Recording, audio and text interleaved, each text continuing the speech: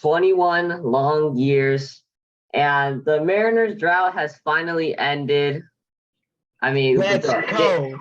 You and I were not even born when they last made the playoffs. I think our parents were what, in their 20s? Our parents were like in their 20s when they made the playoffs. But after Friday night, the Mariners are finally back in. It's been a long time, and the fans have gone wild. I mean, you could not have written a better script to get back in. A 3-2 count, bottom of the ninth, 2 outs, Cal Raleigh, walk-off home run. No better way to finish that drought, end it.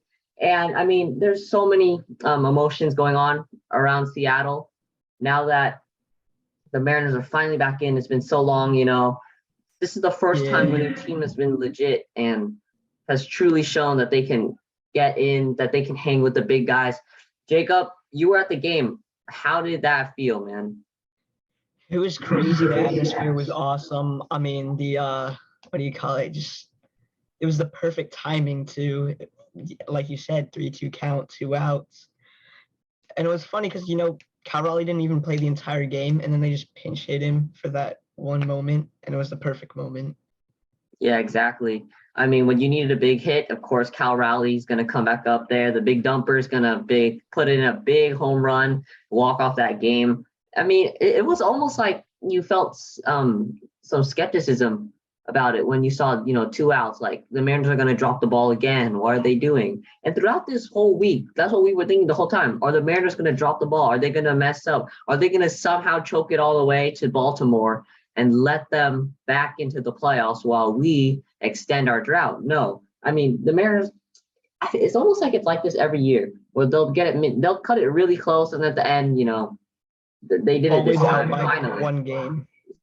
Yeah, they finally were able to maintain it, and it came at the perfect time when we needed it most. And I mean, I guess it was against Oakland, but still, a win is a win. We're getting the playoffs. We're going back into the playoffs for the first time in 21 years. The Mariners are going to have October baseball to watch, and it'll be really great.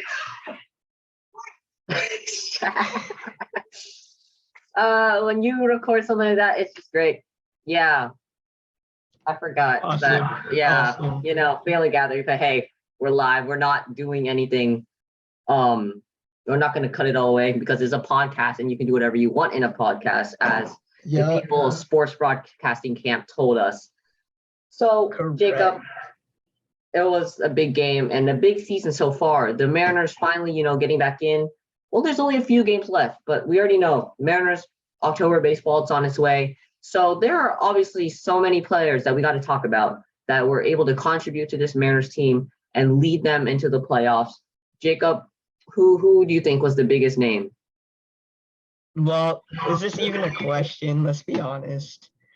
Julio Rodriguez. I mean, come on, man. He went crazy this season. Rookie year. He's winning Rookie of the Year for sure for the American League. Not even a question. Yeah, not even close. Not close. Yeah, I mean, been awesome, playing out of his mind. I know he's been hurt a little bit, but he'll be back in great shape for the playoffs. Also got to give credit to, you know, Cal Raleigh for that hit. You know, Cal Raleigh leading us. Ty France had a little bit of a down season by the end. Mitch Haniger, he had a great end of the season. But, yeah, there's a lot of players I can mention.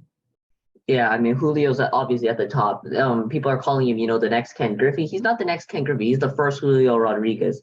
And clearly he's been a big part of this team. I believe he has the highest batting average at a 280. He's hit 27 home runs this year, which is amazing for a rookie. Any rookie, that's an amazing number. And obviously he's been playing an amazing job in the center field, making amazing catches. You know, he's got that J-Rod squad behind him. And he's just been a big impact, and we're lucky that we were able to extend him for so long because we really need a key center fielder and a key hitter like Julio Rodriguez. And although he's been getting injured, you know, I believe he'll come back. He's been injured a few times, but when he comes back, he just gets even better and better and better. And so, I mean, even with all the injuries, he'll be fine. He's going to carry us for the next 10 and 15 years. It's going to be great. But I think I got to talk about Eugenio Suarez here. Eugenio Suarez, the team leader in home runs, I believe, with 30 something. He's just been amazing. He's been hitting clutch hit after clutch hit.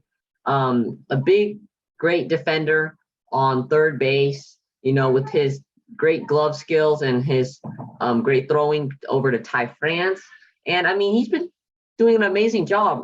I would say a lot better than Jesse Winker has been ever since we traded for them as they left the Cincinnati Reds.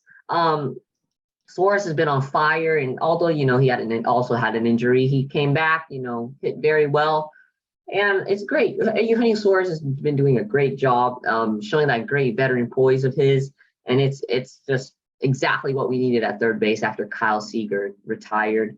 But what about Jared Kelenic? He had an up and down year. Did okay at the start, then was sent back down to Tacoma, sent back up, and then sent back down again. And now he came back up in September and was on absolute fire. Yeah, he's just a project that the Mariners got to work on. He's like he's a long-term player, I guess, that they just need to keep developing him. And eventually I think he'll get, beat the expectations. And yeah, I think he'll be great. But it's going to take some time for sure. Yeah, I got to say, September, Jared Kelenic is probably the best stretch he will ever have. It's always September, Jared Kelenic, always being in the clutch, always getting these hits, always playing pretty good center field. And it's just great. Like, he's been pretty good ever since Julio was out with his back injury. And so there are 5 games to go for the Mariners. 4 by the time this thing comes out, I believe. But they're getting there. They're going to the playoffs. Mariners fans, savor this moment, because for sure you never know what will happen. Just take this in, first time in 21 years. You finally just got to feel it, like, dang, it's been a long time, and they finally have gotten back to the playoffs. I mean, you gotta love to see it. The fans are going wild. Jacob, you gotta go back to your experience at the game. How loud was it? It was just crazy. Yeah, so everyone was cheering the Mariners on really hard. It was fan appreciation night.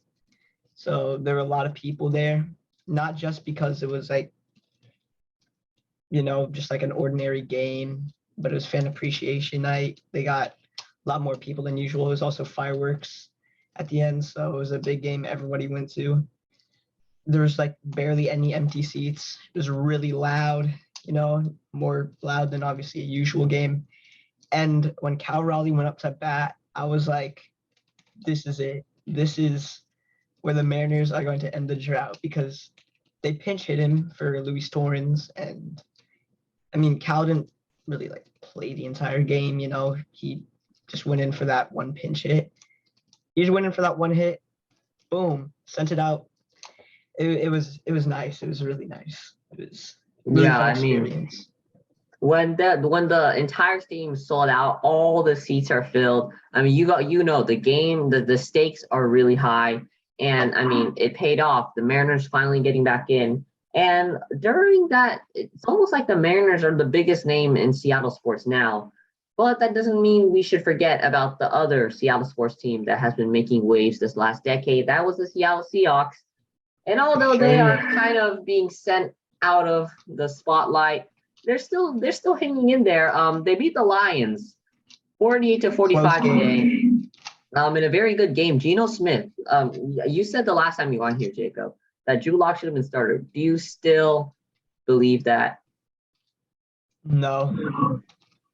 I don't know what happened, because Geno Smith, he was playing so bad in the preseason, and when I went to the Seahawks practice game where they scrimmaged each other, Geno looked horrible, but then for some reason he just started to light it up. Maybe he wasn't even trying before. Maybe he knew he had that spot and that he was just saving it for the season, because he's not doing great.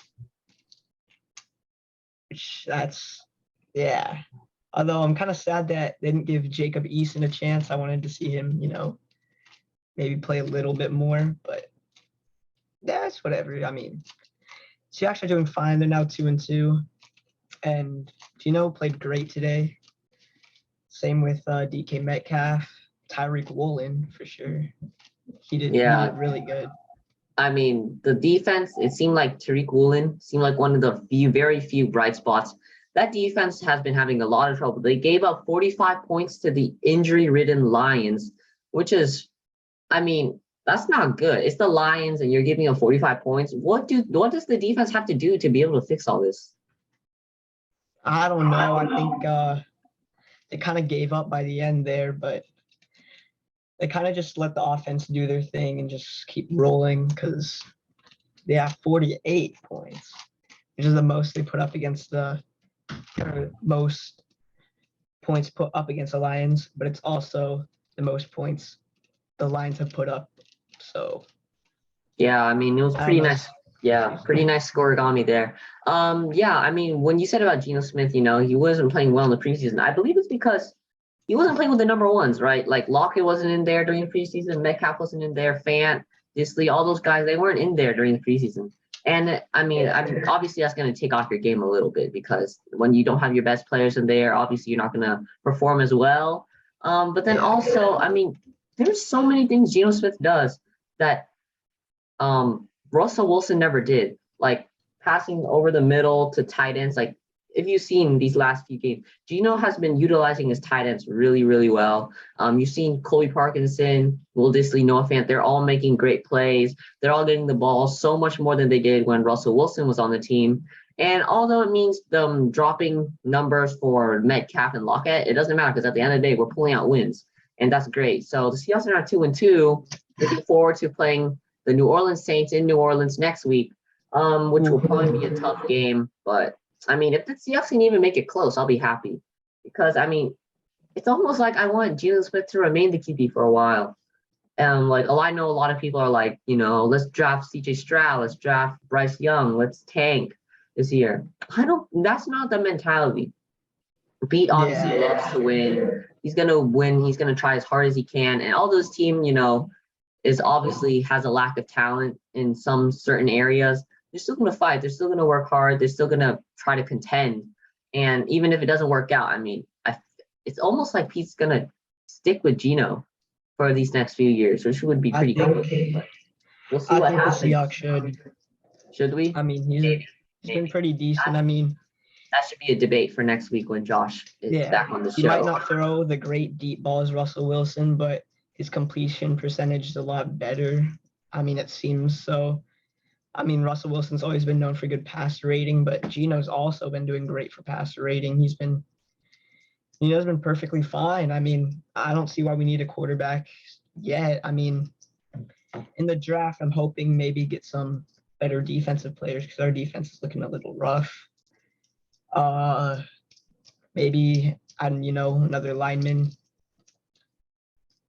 Yeah, I mean, right now the focus is on the defense. That's a really weak spot of our team. The tackling has just been way off. The linebackers have not been doing good. Brooks just seems off. Darrell Taylor has been doing nothing this year. It's like the only bright spots are Tariq Woolen, Al Woods up on that line. Even like Quandre Diggs isn't doing well, which is really rough. To see them, giving up so many points, playing really bad, and having to rely on the offense of all things to get them to pull out a win. Uchenna Nwosu. Oh yeah, Uchenna Nwosu has also been a really good player. He, NFC Player of the Week last time in Week 1, so it's pretty nice. There's some good spots, but overall, that defense really needs to fix some stuff up. We're gonna move on to the Huskies.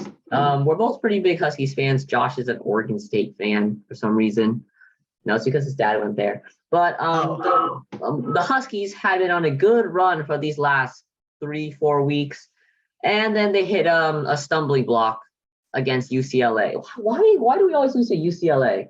It's almost like we either lose or we always cut it close, and it really sucks. It was a really rough game against UCLA, and the Huskies took their first L of the season, which was really. It really sucked. It was a UCLA win 40-32, and so Washington was bumped down to rank 21, while UCLA moves all the way up from unranked to rank 18. Jacob, what did you think about that game? That was rough. I mean, it might be tough for like some of the new players like Jalen Polk, Michael Penix, not playing at home. Might be a different environment, not used to it. And I don't know, UCLA, the coaching staff might know what to do against Washington. Like they always play Washington.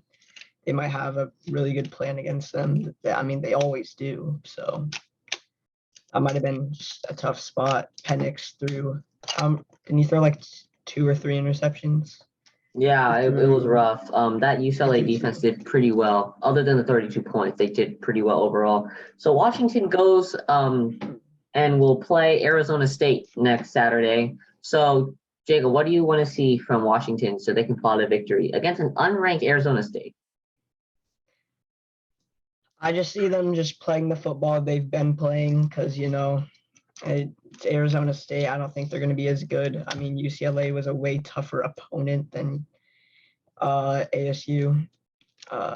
Arizona State, haven't been doing too great, 1-4. I don't know. I just see them getting a good victory. Yeah, that would be nice to see because we really do needed that. We really do need that after a tough loss to UCLA.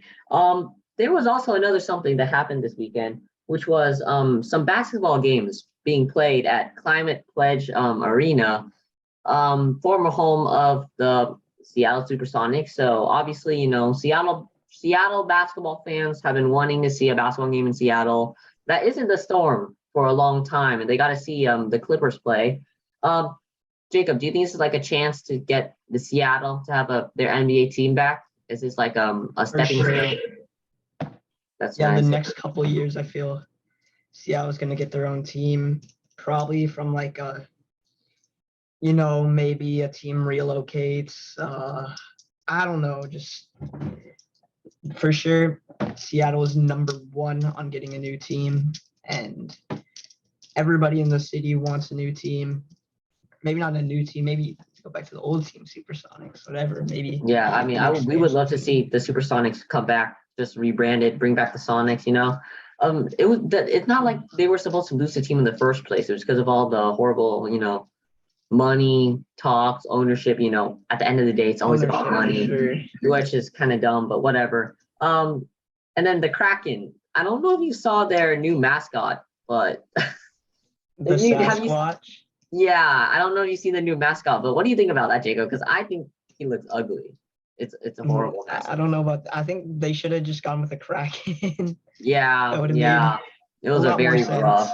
Yeah, not very good reception from the Kraken fans, which was kind of rough. And then another funny thing that happened today. So DK Metcalf, he was carted off the field during the Lions game. So, that got everyone worried that something bad happened to Metcalf.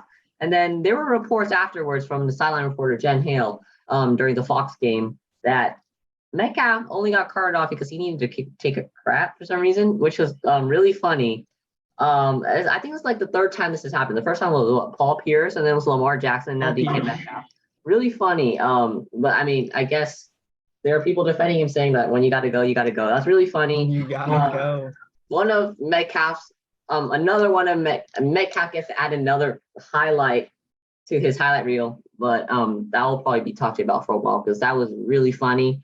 So yeah, done. Episode 15 is done. I want to add one more thing. You got to give credit to my guy Rashad Penny. Had a great game today. Yeah. 151 yards, 2 touchdowns. He's going to be great this season. It's finally great to see Penny get back on track. It was an amazing job by him. So it was really great to see him, finally get on that groove, finally move around well, and get on a good pace to be able to outrun, defenses. And hopefully he continues this for the next few weeks, especially since we're playing the Saints and they're pretty tough defense next week. So yeah, episode 15 is done. The Mariners are finally going back to the playoffs. That's pretty much all that matters at this point. I don't even care if they lose in the wild card. At this point, that's all that mattered, that we were going to the playoffs. Next year, yeah, we would love to win the wild card. But this year, the entire goal for most fans was just to see them in the playoffs once again after 21 years, after that amazing 116 win year. It's great to see them back in there, and let's see if those Mariners can clutch it up and hopefully make a an improbable run in the playoffs. That'd be really nice to see. So for me, for Jacob Inable, we're done with episode 15. Go Hawks, and especially go Mariners, folks. Let's